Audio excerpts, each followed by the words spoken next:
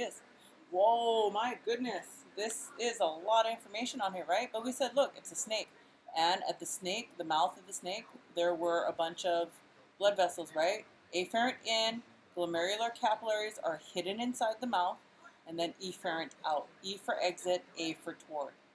The first part is all squiggly, so we call it proximal convoluted tubule. The last part is all squiggly again, so we call it distal convoluted tubule. The descending portion of the loop of Henle is just descending, and then there's an ascending, and this portion is ascending, but it's thick.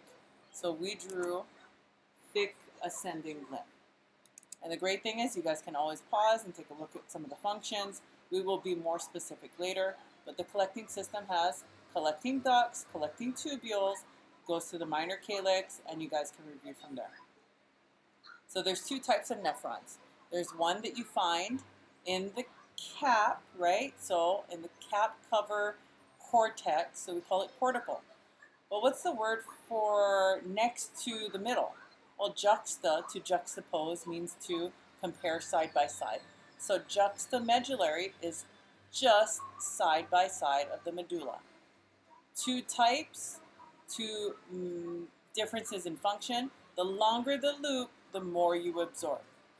So the longer the loop, the more water you can conserve. The longer the loop, the what?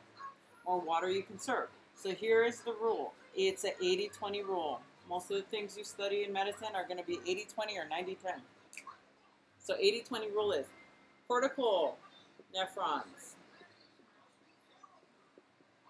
about 80% versus juxtamedullary nephrons. It's about 20%. This is what we have. Why? The longer the loop, the more you conserve. That means more water can be reabsorbed back into the body with the longer loop. Well, what's the difference between the two? Do we have access to water? Yeah, we do. We have a water faucet right around the corner. You have a water faucet in the restroom. So we have a lot of water available to us. We don't need to conserve quite as much as a desert animal would. So we have majority of our nephrons in the cortex, whereas a desert animal might have a higher percentage of juxtamedullary because they have longer loops that need to conserve more water.